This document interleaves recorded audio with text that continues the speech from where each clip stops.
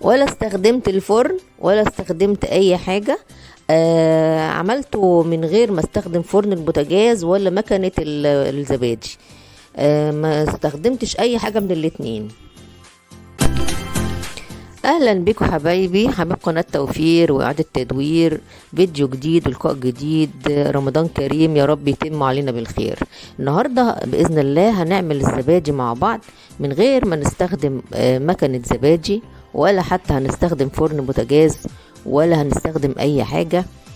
هتعملي زبادي حتى لو انت يعني خايفة على الانبوبة، او انت مثلا ما عندكيش مكنة زبادي. هتشوفي معايا طريقتين هعمل لك بيهم الزبادي بمنتهى الجمال وبمنتهى السهولة، وما بتتعطليش نفسك ولا اي حاجة. تبقي قاعدة بتتفرج على تلفزيونك وعلى مسلسلاتك، او بتقري قرآنك وبتخلصي صلاتك والزبادي بيتعمل، مفيش اي مشكلة فيه خالص. خليكم بقى معايا عشان تشوفوا هنعمل ايه الزبادي بتاعنا ازاي المرة دي.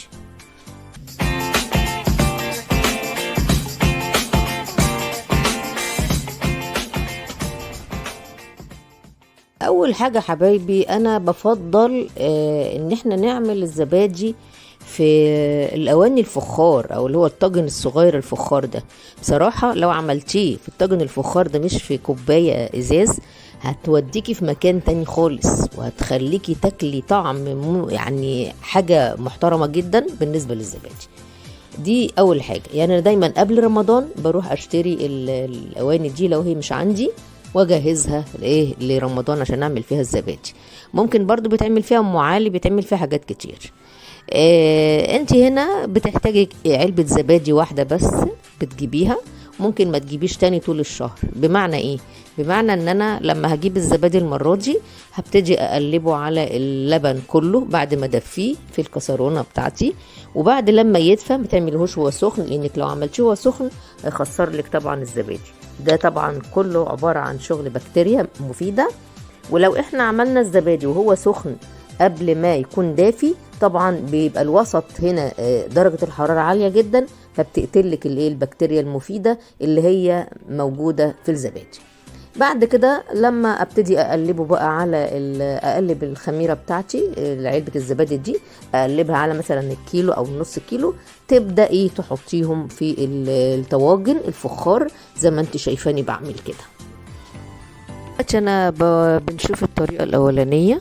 بعد ما خلصت حاجتي وصبيتها في الطواجن الفخار، ابتدي ارصهم على الترابيزه على صينيه تكون مناسبه لعددهم، وابتدي اجيب صينيه تانية واغطي بيها الصينيه اللي انا حاطه عليها الزبادي. بعد ما غطيت خلاص كده، اجيب حته قماشه تكون تقيله عشان ابتدي اغطي بيها الصينيتين، وبحيث ان انا اغطيها من جميع الجوانب وما يتسربش اي هواء للبن اللي انا هعمله زبادي. يبقى انا استفدت بدرجه الحراره بتاعه الزبادي بتاعي، ومش هستخدم بقى اي سخونيه تانية. هي الدفيان ده هو اللي هيقعد الساعتين او الساعتين ونص بيتعمل عليهم الزبادي. طبعا بتحطيها بقى زي ما قلنا، يا اما في ناس تحطها في فرن البوتاجاز بس من غير ما تولعيه، خدي بالك يعني احنا مش عايزين ولع خلاص. يا اما تحطيه على اي مكان في البيت، ترابيزه في جنب، على دولاب المطبخ في جنب، مفيش مشكله خالص يا جماعه. اي طريقه تعجبك، يبقى انت كده وفرتي وعملتي الزبادي بالطريقه اللي انا وريتها لك قدامك دلوقتي كده. الطريقة التانية يا جماعة، انا هنا هحط القوالب بتاعتي او الطواجن في صينية، وهبتدي اسخن لهم شوية مية، واحط المية المغلية ديت في قلب الصينية. يبقى كده الزبادي بتاعي هيتعمل على على بخار المية وعلى السخونية بتاعة المية.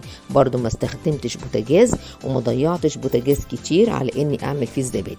احطهم بقى بعد كده في اي دولاب مطبخ او اي حاجة على جنب، بحيث ان انا اقفل عليهم الدولاب بتاع المطبخ. دلوقتي بقى انا بدأت خلاص خدت كده الزبادي اللي انا عملته بالمية السخنة، وبدأت بقى انا فضيت خلاص كده منه المية. شفتوا الجمال؟ شفتوا طلع الزبادي جميل ازاي؟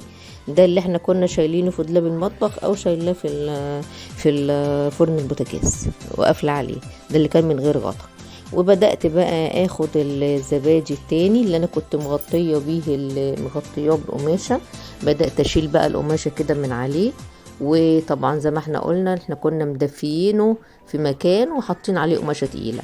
شلت بقى القماشة من عليه زي ما انتوا شايفين كده، وادي الجمال قدامك، الزبادي في منتهى الجمال، حاجة محترمة وفرت فيه، وما عملتش بقى وكل شوية اروح اولع فرني واجي واعمل واسوي، ولا ان انا ابقى محتاسة ومش عارفة اعمل ايه كل شوية. زي ما احنا شفنا الطريقتين، يا اما هنعمل طريقة ان انا احطه في شوية مية سخنين واشيله، يا اما في دولاب المطبخ، او بيفضل يعني انت تحطيه في الفرن بتاع البوتاجاز، او ان انت تغطيه بالقماشة زي ما انا عملت كده.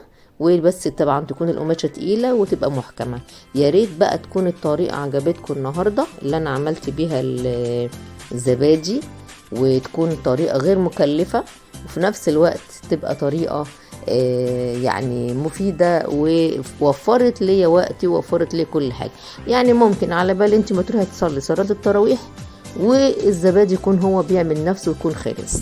كمان في نقطة أنا عايزة أقولك عليها، أنا كنت في الأول قلت مش هتشتري زبادي غير علبة الزبادي الأولانية، فعلا لأن كل مرة هتاخدي واحدة من القوالب اللي انت عاملاها دي وهي هتعتبر الخميرة. انا طول شهر رمضان بعمل كده على طول، وفي ظل طبعا الغلا اللي احنا شايفينه والارتفاع بتاع الاسعار، علبة زبادي ب5 جنيه وب6 جنيه وما فيهاش الا حاجة كده يعني كام جرام يعني. فانت تعملي ايه؟ هتاخدي الزبادي زي ما قلنا، كل مرة بتعملي خميرة تاخدي منهم طاجن من الطواجن تحطي منه تعملي خميرة. يا ريت يكون الفيديو عجبكم، ولو الفيديو عجبكم ما تنساش الاشتراك في القناة وتفعيل زر الجرس عشان يوصلك مني كل جديد. وبإذن الله رمضان كريم ويتم علينا بالخير يا ربي بإذن الله، وكل عام وأنتم بخير، وألقاكم في الفيديو القادم بإذن الله.